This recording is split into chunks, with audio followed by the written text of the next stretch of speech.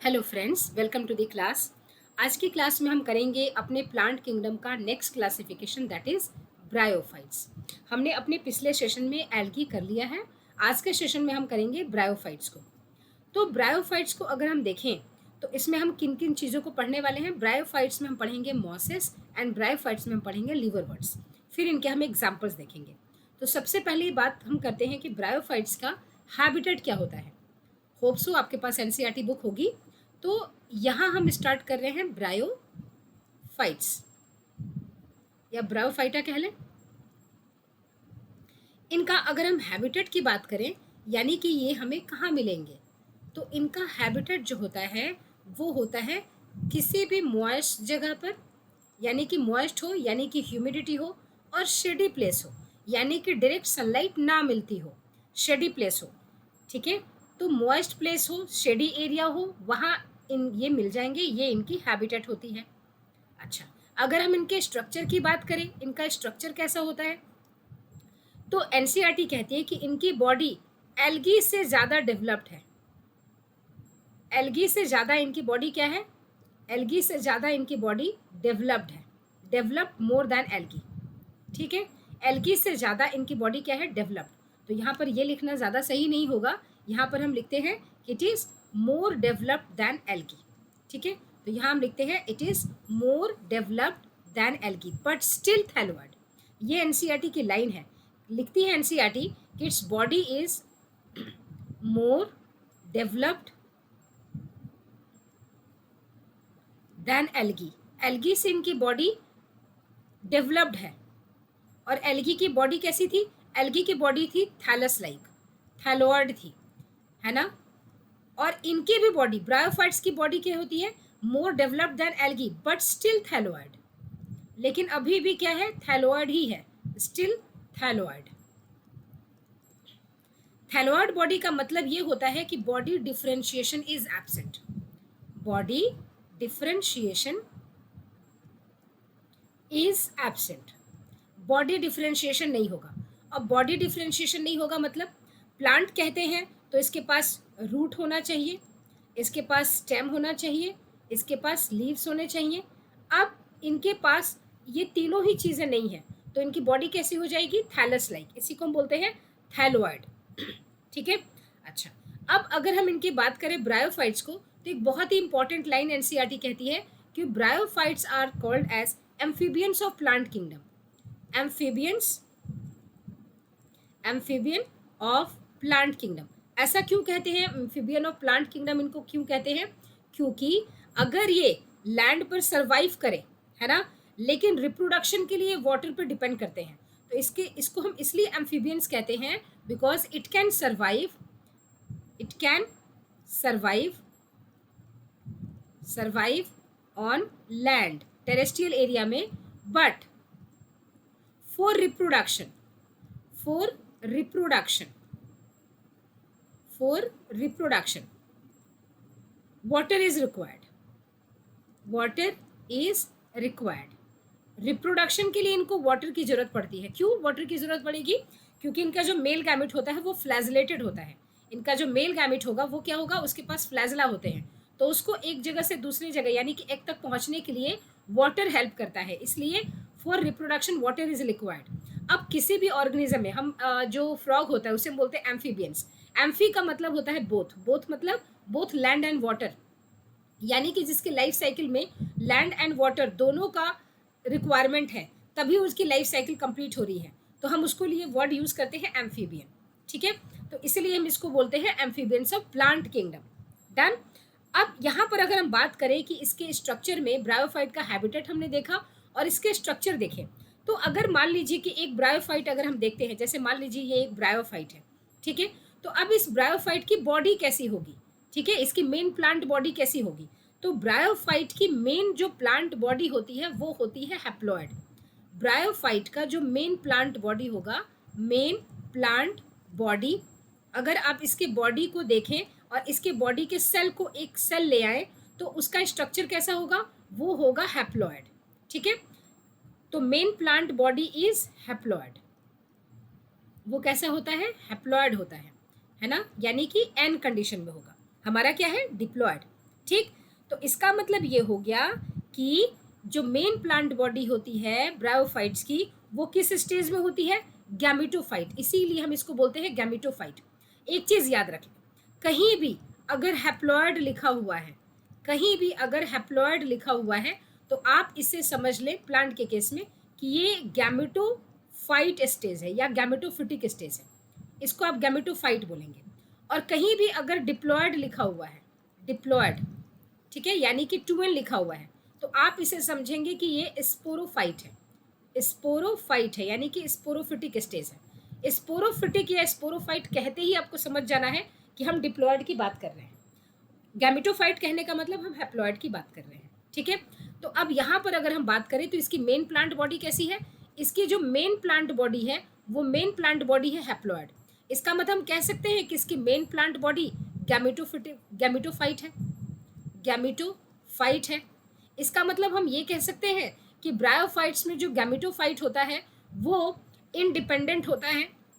हम ये भी कह सकते हैं कि ब्रायोफाइट्स में जो गैमेटोफाइट होते हैं वो डोमिनेटिंग स्टेज हैं, ठीक, और वो ग्रीन स्ट्रक्चर होते हैं, वो फोटोसिंथेटिक स्टेज होते हैं, ठीक। तो ये बात आपको याद रखना है।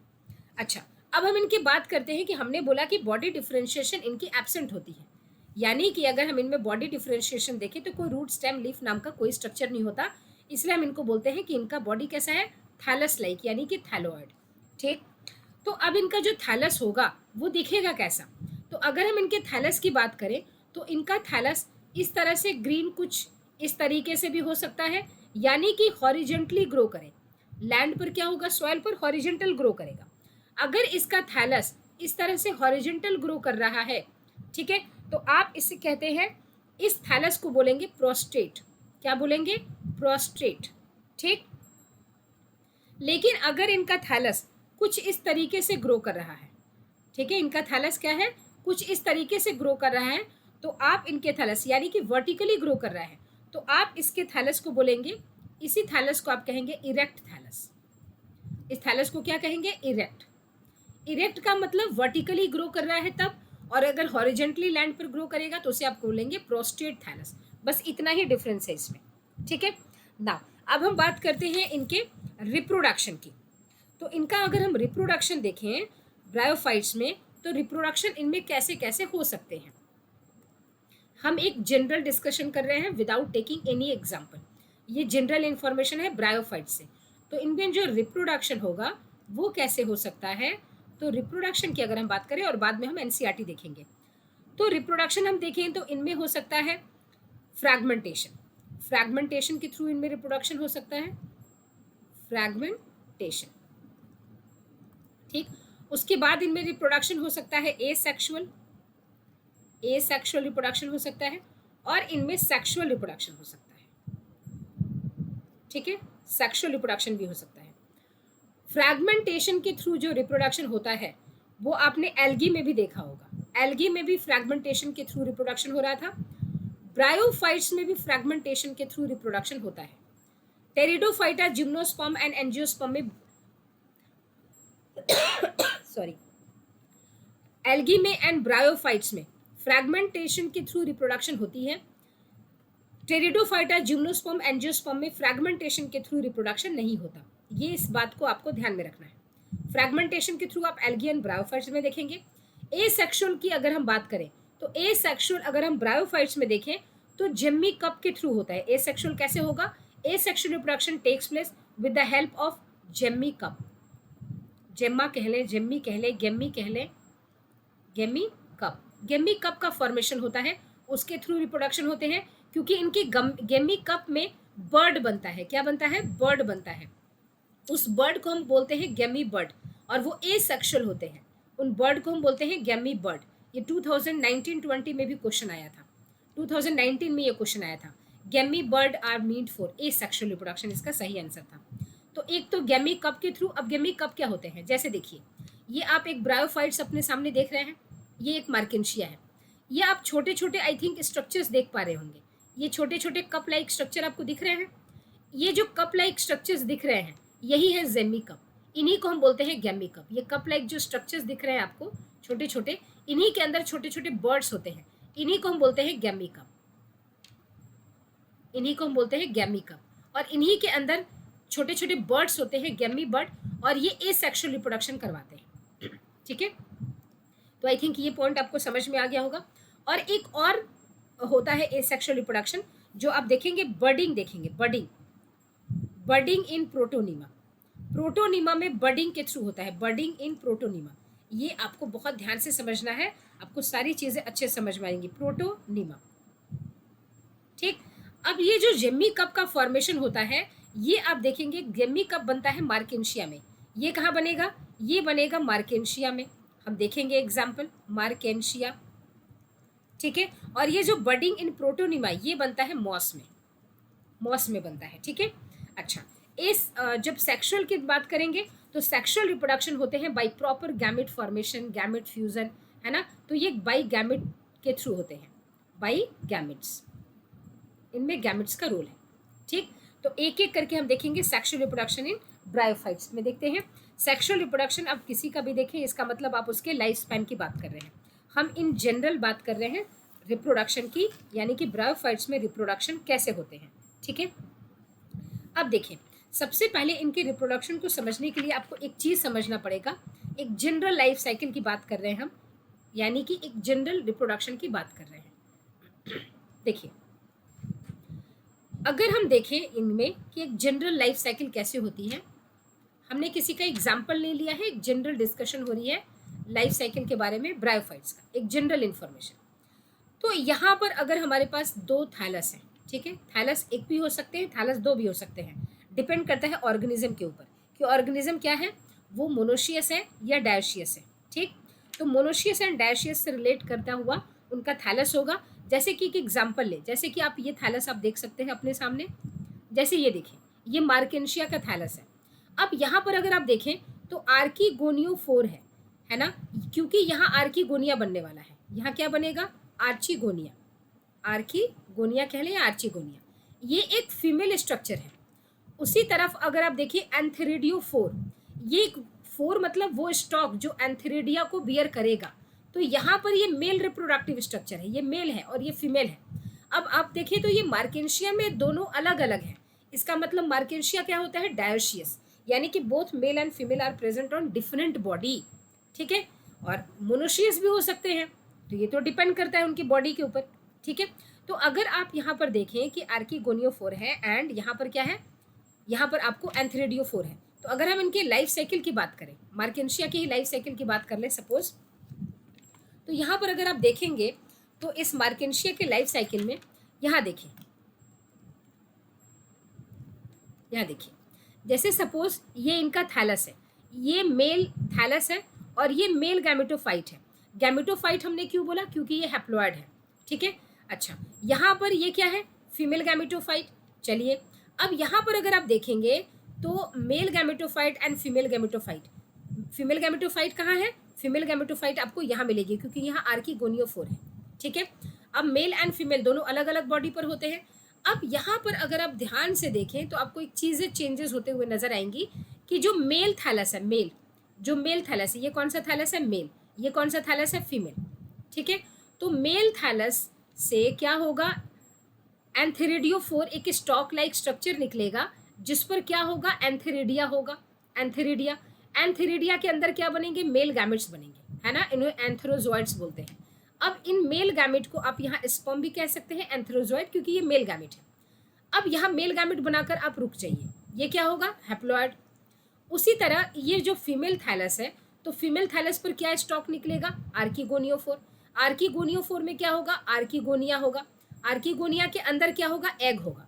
अब ये एग क्या है? फीमेल गैमेट है। अब एग यानी एग भी क्या है? हैप्लॉइड। अब रुक जाइए, अब दोनों का क्या होगा? क्योंकि आप लाइफ साइकिल पढ़ रहे हैं, लाइफ साइकिल का मतलब होता है सेक्सुअल रिप्रोडक्शन। लाइफ साइकिल का क्या मतलब होता है? Sexual reproduction. अब दोनों का गैमेट फॉर्मेशन आपने देख लिया, अब क्या होगा? गैमेट का फ्यूजन।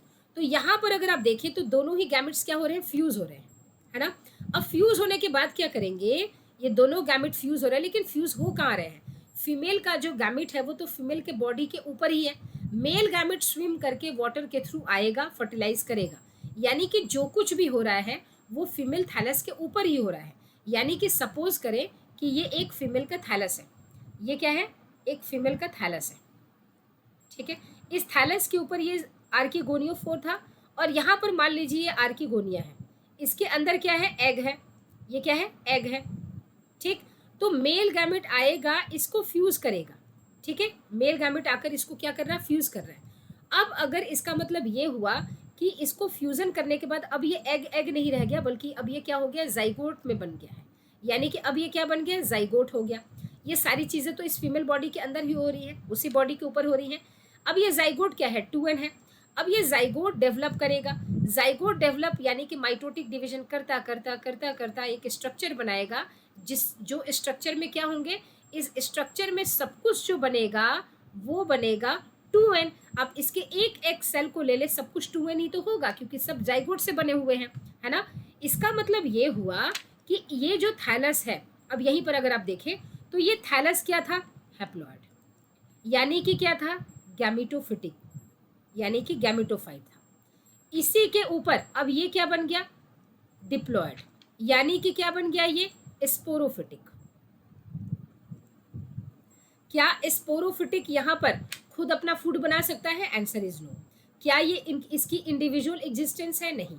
ये शेल्टर के लिए भी गैमेटोफाइट पर डिपेंडेंट है और फूड के लिए भी डिपेंडेंट है। इसीलिए हम मार्केंशिया में या ब्रायोफाइट्स में कहते हैं, जनरली हम मार्केंशिया के लिए हम यूज करते हैं कि जो इनका स्पोरोफिटिक स्टेज है, स्पोरोफिटिक स्टेज depends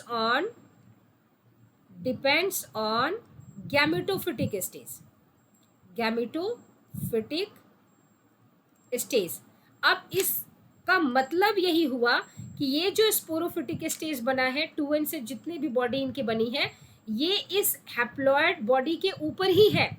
तो शेल्टर के लिए भी और फूड के लिए, ये दोनों के लिए ये क्या है, गैमेटोफिटिक के ऊपर डिपेंडेंट है। तो ये अगर कभी आप लाइन देखें, sporophytic stage depends on gametophytic, तो इसका मतलब यही है, ठीक है। तो आई थिंक अब आपको बात समझ में आ गई होगी। अब ये जो कैप्सूल है, इसको हम क्या बोलते हैं, कैप्सूल, ठीक। इसका मतलब ये जो स्पोरोफिटिक स्टेज है, ये क्या बनाया, ये एक ऐसा स्टेज बनाया जिसे हम कहते हैं स्पोरोफिटिक स्टेज। इसे हम कहते हैं फूट, इसे हम कहते हैं सीटा, और इसे कहते हैं कैप्सूल। इसे क्या कहते हैं, कैप्सूल। कैप्सूल के अंदर बहुत सारे सेल्स हैं, इन सेल्स को हम कहते हैं स्पोर मदर सेल। क्या कहेंगे, इनको हम कहते हैं spore mother cell. Spore mother cell भी क्या होगा, डिप्लॉयड होगा। अब इस स्पोर मदर सेल के अंदर मियोसिस होगी, और क्या बना देंगे, ये हैप्लॉयड स्पोर्स बना देंगे। क्या बना देंगे, सबके सब हैप्लॉयड होंगे और सबके सब स्पोर्स होंगे। वापस से ये स्पोर जर्मिनेट करके फिर से थैलस बना देंगे। तो इसीलिए हम इनको बोलते हैं कि इनमें अल्टरनेशन ऑफ जनरेशन है, यानी कि sporophytic stage gives rise to gametophytic and gametophytic stage gives rise to sporophytic stage, ठीक है। तो ये थी मार्केंशिया की एक लाइफ साइकिल। आई थिंक ये पॉइंट आपको समझ में आया होगा, ठीक है। तो यहाँ पर अगर हम स्ट्रक्चर ऑफ मार्केंशिया की बात करें तो ये उसका कुछ खास स्ट्रक्चर होता है, ठीक। देखिए इसके स्ट्रक्चर में आपको क्या क्या पॉइंट ध्यान रखना है। इसके स्ट्रक्चर में ये है इसका थैलस, क्योंकि बॉडी डिफरेंशिएशन एब्सेंट है, कोई रूट स्टेम लीफ जैसा आप स्ट्रक्चर नहीं देखेंगे, लीफ लाइक स्ट्रक्चर देख सकते हैं, ठीक है। अच्छा, उसके बाद अगर आप देखें, ये थैलस इनका लीफी है, लीफी थैलस है, क्योंकि फोटोसिंथेटिक है, और ये कैसे ग्रो कर रहे हैं, हॉरिजेंटली है, ठीक है। अच्छा, अब अगर हम बात करें इनके पास कि अगर आप इसके नीचे देखेंगे तो कुछ ऐसा स्ट्रक्चर नजर आएगा। देख पा रहे हैं आप यहाँ पर राइजोइड्स, एक पॉइंट लिखा हुआ है यहाँ, राइजोइड, देख पा रहे हैं आप, ये राइजोइड लिखा हुआ है। ये राइजोइड यहाँ पर अंदर की तरफ रूट जैसे स्ट्रक्चर्स हैं, बट रूट नहीं है। इन राइजोइड्स का अपना एक फीचर है, इस डायग्राम में आपको राइजोइड नहीं दिख रहा होगा, बट राइजोइड का अपना एक फीचर क्या होता है, राइजोइड जो होंगे इसके अंदर की तरफ, नीचे की तरफ जो राइजोइड होंगे, राइजोइड, उनके बारे में ध्यान से सुनिए। इसका वही काम होता है जो रूट का काम होता है, यानी कि एब्जॉर्प्शन में हेल्प करता है। राइजोइड से इंपॉर्टेंट जो क्वेश्चन आता है वो ये आता है कि ये राइजोइड यूनिसेलुलर भी हो सकता है, it can B unicellular and it can B multi cellular. ये यूनिसेलुलर भी हो सकता है, मल्टी सेलुलर भी हो सकता है, ठीक है, मल्टी सेलुलर भी ये हो सकता है। तो मल्टी सेलुलर। 1 सेकेंड, स्पेलिंग में थोड़ी सी मिस्टेक हो गई यहाँ पर। ठीक है, तो it can B unicellular, it can B multi cellular. अभी आपको एनसीईआरटी की लाइन दिखाती हूँ।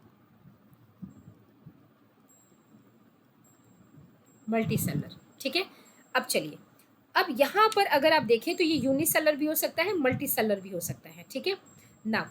अब यहाँ पर अगर आप देखें इस एनसीईआरटी बुक में, तो देखिए ये है राइजोइड्स, रूट जैसे जो स्ट्रक्चर्स हैं, ठीक। Bryophytes are also called as amphibians of plant kingdom because these plants can live in soil, but for reproduction they depend on water. ठीक है। अच्छा, कहाँ रह सकते हैं ये? डैम्प, ह्यूमिड, स्टेडी लोकेशंस में रह सकते हैं, यानी कि डायरेक्ट सनलाइट इनको नहीं पड़नी चाहिए।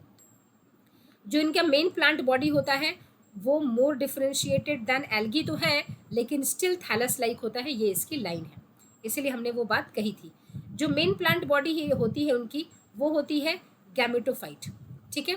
अच्छा, the sex organs in bryophyte are multicellular. The male sex organ is called antheridium and female जो होती है उसको बोलते हैं आर्किगोनियम। मेल जो स्ट्रक्चर्स होते हैं, सेक्स ऑर्गन होते हैं एंथेरिडियम, उनके अंदर जो मेल गैमिट होगा वो होता है बाइफ्लैजिलेटेड। बाइफ्लैजिलेटेड एंथेरोजॉइड्स, यानी कि अगर ये एंथेरोजॉइड है, मेल गैमिट है, तो ये बाइफ्लैजिलेटेड मतलब 2 फ्लैजला होगा इसके पास, इसी को बोलते हैं बाई मतलब 2 flagella, biflagellated. The female sex organ is called as archegonia. It's a flask shaped and produce a single egg. Flask shape कहने का मतलब कुछ इस तरह का, जैसे आप केमिस्ट्री लैब में फ्लैश देखते होंगे, कुछ ऐसा, ठीक है। और इसके अंदर क्या होगा? एक एग होगा। The antherozoids are released into water where they come in contact with the archegonium. In antherozoids fuses with the egg to produce the zygote, और zygote develop करके undergo reductional division. Immediately they produce a multicellular called as the sporophyte. ठीक है, अब यहाँ पर ये sporophytic stage बनाएंगे। इतनी बात समझ में आ गई आई थिंक, ठीक है। तो यहाँ पर स्पोरोफाइट जो स्टेज है वो किसको हम बोलते हैं? उसको हम बोलते हैं 2n स्टेज को। The sporophyte is not free living but attach to the photosynthetic gametophyte and derives the nourishment from it. इसीलिए स्पोरोफाइट जो है वो डिपेंडेंट होता है गैमेटोफाइट के ऊपर। Some cells of the sporophyte undergo reductional division meiosis to produce haploid spores. These spores germinate to produce gametophyte. यानी कि जो हमने अभी लाइफ साइकिल आपको डिस्कस किया, ये उसी का जिक्र कर रहा है कि किस तरह से हैप्लॉइड से डिप्लॉइड और डिप्लॉइड से हैप्लॉइड स्ट्रक्चर्स यहाँ बन रहे हैं, ठीक है। नाउ यहाँ इस बात को ध्यान से रखिए, जाइगोट जो होता है, zygote do not undergo reductional division immediately. Zygote ये बना है तो तुरंत इसकी रिडक्शनल डिवीजन नहीं हो जाएगा, ये पहले डिवाइड करेगा बहुत सारे मल्टी सेलर, यानी कि अगर ये एक सेल है तो बहुत सारे ये मल्टी सेलर स्ट्रक्चर बनाएगा, और इसी मल्टी सेलर स्ट्रक्चर बनाने के दौरान में ये फूड सीटा कैप्सूल बना देता है, जो कि एक स्पोरोफिटिक स्टेज है, ठीक है। नाउ अब हम बात करते हैं यहाँ पर। आई थिंक आपको ये पॉइंट समझ में आ गया होगा। यहाँ पर कोई भी दिक्कत हो सकती है आपको तो आप प्लीज़ चैट बॉक्स का यूज़ करें, उसमें आपका जवाब बिल्कुल दिया जाएगा। नाउ अब यहाँ पर अगर हमने देखा तो ये क्या था, इसका जिम्मी कप था, है ना, जो कि ए सेक्शुअल रिप्रोडक्शन के लिए है। तो आई थिंक आपको ये पूरी कहानी समझ में आ गई होगी मार्केंशिया से रिलेटेड, क्योंकि जो ब्रायोफाइट्स होते हैं, ब्रायोफाइटा में आपको 2 क्लासिफिकेशन पढ़ने हैं। ब्रायोफाइट्स में एक तो आपको पढ़ना है कौन सा? लिवरवर्ट्स, ठीक है। दूसरा आप पढ़ते हैं मॉसेस। दूसरा आप कौन सा पढ़ते हैं? मॉस को पढ़ते हैं, है ना, मॉस पढ़ते हैं, ठीक है। तो ये जो लिवरवर्ट्स हैं उनके एग्जाम्पल्स में आप पढ़ते हैं मार्केंशिया। मार्केंशिया उनका एग्जाम्पल है। बहुत पहले तो रिक्सिया भी पढ़ाया जाता था, बट एनसीईआरटी ने रिक्सिया हटा दिया, तो हम भी रिक्सिया नहीं पढ़ाते, मार्केंशिया हम पढ़ाते हैं। तो मार्केंशिया का स्ट्रक्चर जो आप देख पा रहे हैं ये मार्केंशिया है। उसके बाद हम एक मॉस पढ़ाते हैं, ठीक है। मॉस में आप पढ़ते हैं, इसके एग्जाम्पल्स में आप पढ़ते हैं फनेरिया। फनेरिया एग्जाम्पल पढ़ेंगे, आप पढ़ेंगे पॉलीट्राइकम, और एक आप पढ़ेंगे स्फैग्नम, जिसे आप पीट मॉस कहते हैं। स्फैग्नम, स्फैग्नम ये पीट मॉस के नाम से जाना जाता है, पीट मॉस, ठीक है। तो ये आपको 3 एग्जाम्पल्स यहाँ पढ़ने हैं, 1 2 3, और एक एग्जाम्पल पढ़ना है लिवरवर्ट्स में, ठीक है। जिसको हमने अभी मार्केंशिया को देखा, मार्केंशिया के फीचर्स भी देखे। अब हम चलते हैं मॉस के अंदर, यानी कि मॉसेस का फीचर देखते हैं। ठीक है, ये रही पूरी की पूरी मार्केंशिया। मार्केंशिया क्या होता है? डायोशियस होता है। डायोशियस का मतलब होता है mail and female, mail and female structures are present on separate body, एक ही बॉडी पर नहीं, 2 डिफरेंट बॉडी पर होंगे। ठीक है, जैसे यहाँ देख पा रहे हैं, यहाँ पर फीमेल स्ट्रक्चर, इस थैलस पर मेल स्ट्रक्चर, तो ये डायोशियस है। अगर एक ही पर होता तो हम उसको मोनोशियस कहते हैं। ठीक है, नाउ अब बात करते हैं मॉसेस की। ये देख पा रहे हैं, ऐसी लग रही है कि ग्रीन कलर की किसी ने चादर बिछा दी हो, है ना। ये जो स्ट्रक्चर जो आप देख पा रहे हैं, ये मॉस है, इन्हीं को आप कहते हैं मॉस। ठीक, तो इनका भी हैबिटेट क्या है? इन मॉसेस का हैबिटेट भी है, इनका भी सेम हैबिटेट, मॉइस्ट एरिया में होंगे, डायरेक्ट सनलाइट नहीं आनी चाहिए, डिफ्यूज सनलाइट आनी चाहिए, शेडी प्लेस होना चाहिए, शेडी प्लेसेस होने चाहिए। ठीक है, मॉइस्ट प्लेस होना चाहिए, ह्यूमिडिटी होनी चाहिए। इनका भी मेन प्लांट बॉडी कैसा होता है? चूंकि ये भी ब्रायोफाइट्स हैं, इनका भी मेन प्लांट बॉडी कैसा होगा? हैप्लॉइड होगा। मेन प्लांट बॉडी कैसी होती है? इनकी हैप्लॉइड होती है। यानी कि हम कह सकते हैं कि मेन प्लांट बॉडी हैप्लॉइड है, इसका मतलब हम कह सकते हैं कि इनका भी मेन प्लांट बॉडी कैसा है? गैमेटोफिटिक, यानी गैमेटोफाइट होता है, गैमेटोफाइट होता है। ठीक है, आई थिंक ये बात समझ में आ गई होगी आपको। जनरली इनका जो थैलस अगर आप देखें तो हॉरिजेंटल नहीं होते, इनका जो थैलस होता है वो जनरली कैसा होगा? इरेक्ट। इरेक्ट थैलस मतलब थोड़े उभरे हुए, उठे हुए, हॉरिजेंटल ग्रो नहीं करते बल्कि वर्टिकली थोड़े ग्रो करते हैं। ठीक है, अच्छा, इनके अगर हम देखें कि इनका थैलस जो है ये कैसा कैसा हो सकता है, क्योंकि मार्केंशिया में तो हमने देखा था डायोशियस, इनका थैलस कैसा हो सकता है? इनका थैलस मोनोशियस भी हो सकता है, इनका थैलस डायोशियस भी हो सकता है, मोनोशियस। ठीक है, मोनोशियस भी हो सकता है और डायोशियस भी हो सकता है।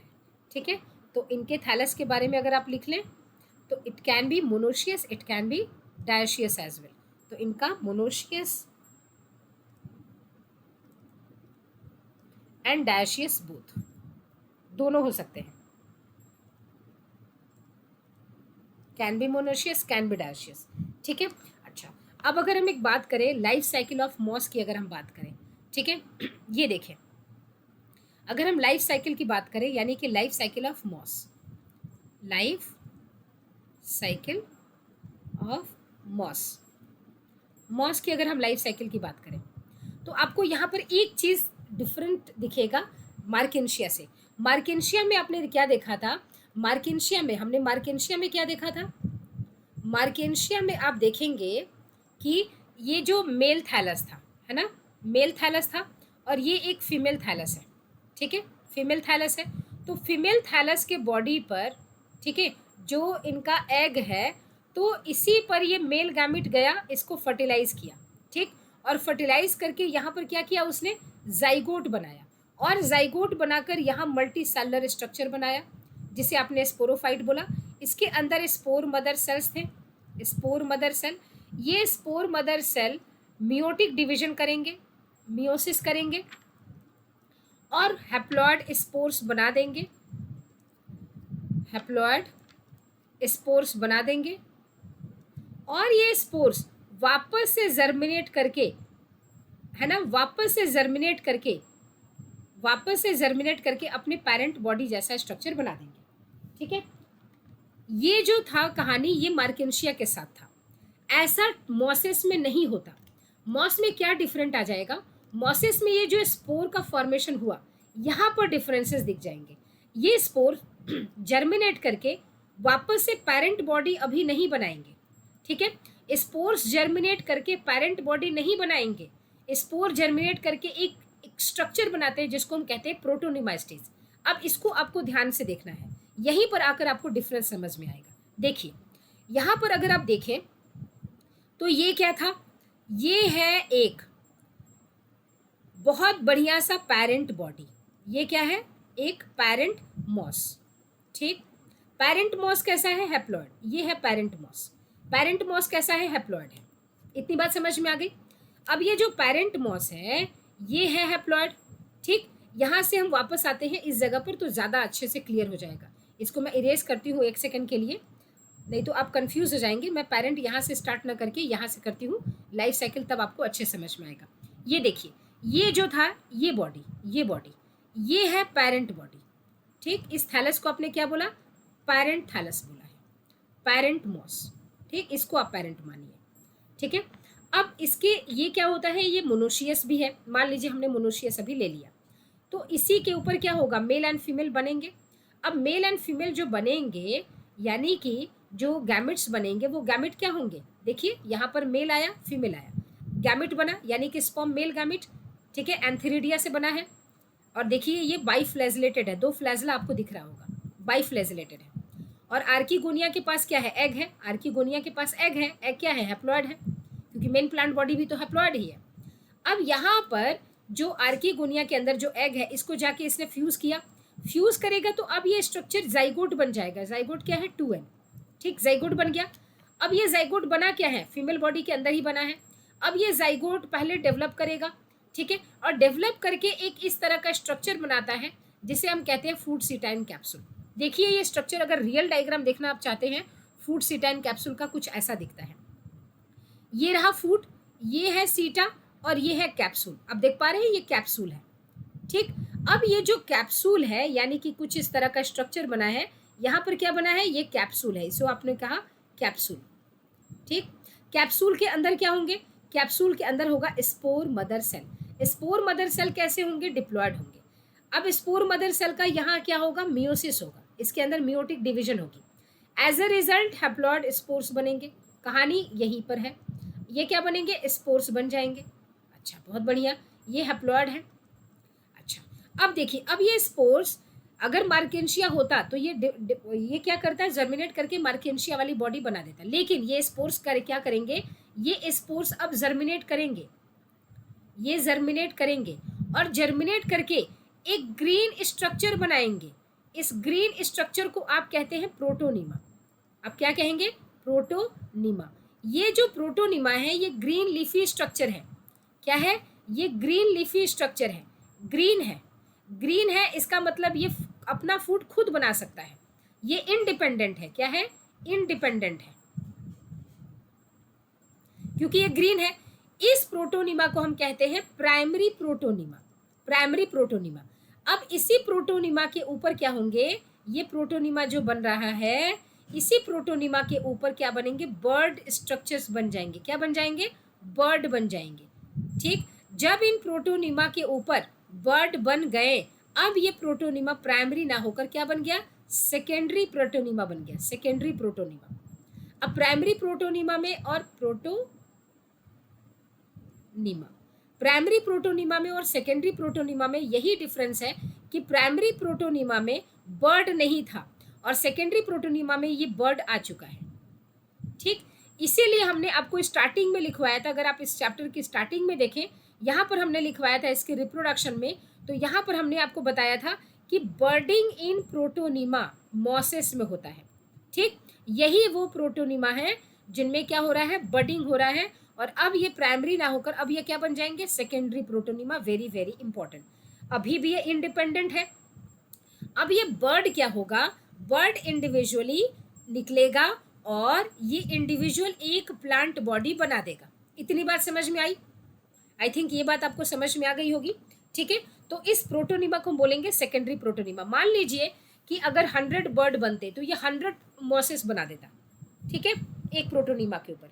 तो क्या मॉस के अंदर जेमी कप बनेगा? बिल्कुल नहीं। जेमी कप कहाँ बनेगा? मार्केंशिया के अंदर। अब चलते हैं हम आपके एनसीईआरटी के ऊपर। यहाँ देखिए मॉसेस के अंदर ये था लिवरवर्ट्स। ये 2 आपको पढ़ने, लिवरवर्ट्स एंड आपके मॉसेस। लिवरवर्ट्स में आपको एग्जाम्पल क्या था? मार्केंशिया।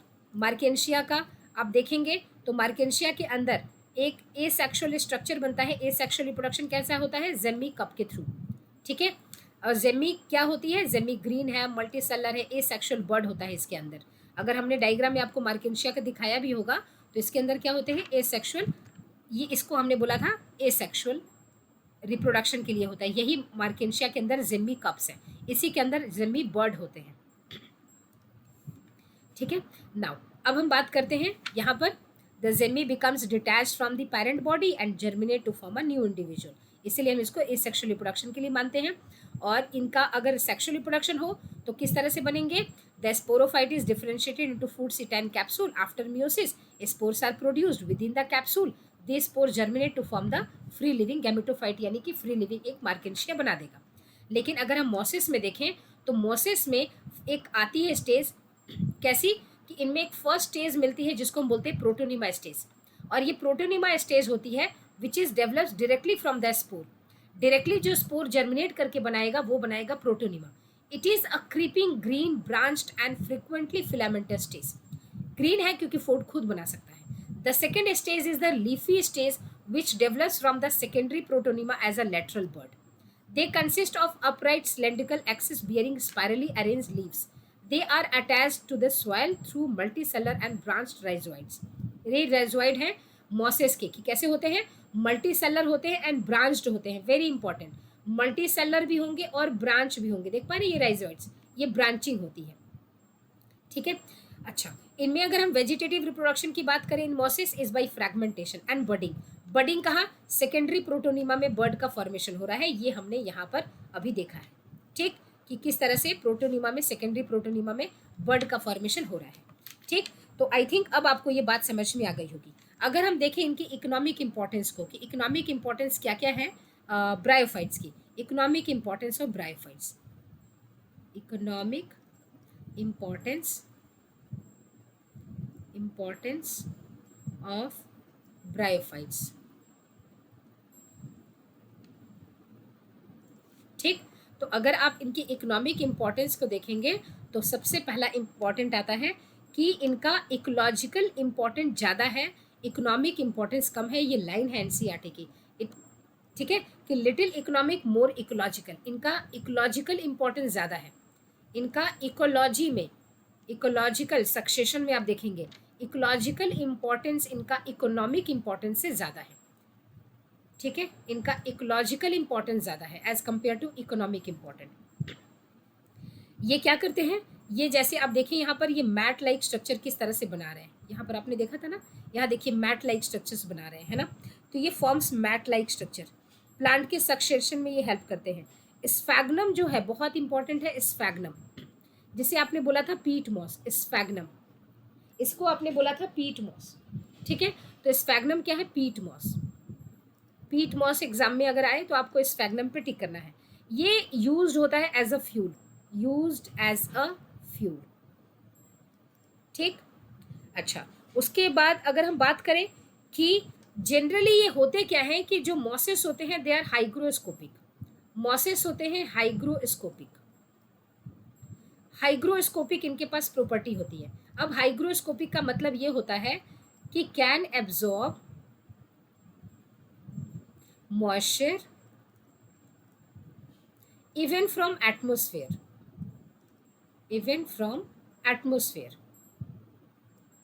ठीक है, एटमोस्फेयर से भी ये मॉइस्चर एब्जॉर्ब कर सकते हैं। जैसे कि एक छोटा सा एग्जांपल लेती हूँ इसका, मॉसेस तो वो नहीं है बट आपको समझाने के लिए, जैसे आपने कभी कॉफ़ी के बॉटल खोलकर अगर आपने रखा हो तो आपने देखा होगा बहुत जल्दी वो मॉइस्चर को एब्जॉर्ब करके और बहुत ही एक हार्ड स्ट्रक्चर बन जाता है, पाउडर के फॉर्म में अब नहीं रहता। ऐसे ही आपने देखा होगा कॉम्प्लान के साथ, हॉर्लिक्स के साथ, है ना, वनविटा के साथ, ये लोग बहुत जल्दी मॉइस्चर को एब्जॉर्ब करते हैं। अब इनकी इस प्रॉपर्टी को हम बोलते हैं हाइग्रोस्कोपिक नेचर। अब इसका क्या फ़ायदा है, इकोनॉमिकली कैसे ये इंपॉर्टेंट है? अगर मान लीजिए आपको कोई सीडलिंग एक जगह से दूसरे जगह ट्रांसपोर्ट करना हो और उस ट्रांसपोर्टेशन में कुछ वक्त लगे, है ना, 2-4 दिन 1 हफ्ते का वक्त लगे, तो उस सीडलिंग को तो लाइफ कंडीशन चाहिए ना, उसको तो मॉइस्ट कंडीशन चाहिए, आप पानी में डुबा कर नहीं भेज सकते, है ना। तो उस कंडीशन में हम क्या करते हैं, उनको मॉसेस के अंदर हम उनको लपेट कर उनको भेजते हैं एक जगह से दूसरी जगह, तब वो जो सीडलिंग्स है वो अपनी लाइफ कंडीशन में ही एक जगह से दूसरी जगह ट्रांसपोर्ट हो जाती हैं ईजिली। ठीक है, तो इनके इस हाइग्रोस्कोपिक का ये इंपॉर्टेंस है। तो होप सो आपको ये चीज़ें समझ में आई होंगी। नेक्स्ट क्लास जो होगी वो हम करेंगे टेरिडोफाइटा को लेकर। आज हमने डिस्कस किया है ब्रायोफाइट्स। तो प्लांट किंगडम में 2 पार्ट्स हमने डिस्कस कर लिए हैं, दोनों के वीडियोज़ ऑलरेडी अवेलेबल है। एक तो एल्गा और दूसरा आपको मिल जाएगा ब्रायोफाइट्स, ठीक है, ब्रायोफाइटा। तो ये दोनों के वीडियोस आपको मिल जाएंगे। नेक्स्ट क्लास होगी उसमें हम करेंगे टेरिडोफाइटा, ठीक है। मिलते हैं आपसे नेक्स्ट क्लास में। अगर आपको ये क्लासेस अच्छी लगे तो इसको लाइक करें, सब्सक्राइब करें और अपने फ्रेंड्स के साथ जो पढ़ रहे हैं उनको शेयर करें। मिलते हैं नेक्स्ट सेशन में, तब तक take care and bye bye. जय हिंद।